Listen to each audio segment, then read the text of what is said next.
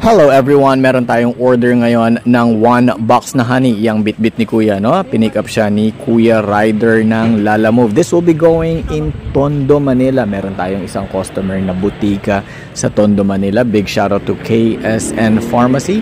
Big shoutout as well kay Ma'am Cecil na umorder. So, umorder siya ng isang kahon na honey, and then yung bit-bit na plastic ni Kuya is native lemons. Organic lemons yan. Nabibigyan din natin si Ma'am Cecil. Ma'am Cecil, kung mapapakinggan mo pala ito, please i-consume nyo po agad yan. Ang problema sa organic lemons sa amin sa Cordillera is madali siyang masira. Since it's organic, walang pesticides na ilagay, madali po siyang mabulok. Kumpara po sa lemons na galing ng China na hindi ko nga po alam kung paano tumatagal ng 1 month yon. So sa atin, it's an organic natural lemon. So please consume it agad. Kung hindi nyo gagamitin, ilagay nyo na lang po sa ref para tumagal. No? Maraming salamat sa pag-order ninyo, and papunta na po dyan sa inyo sa Tondo. God bless you and take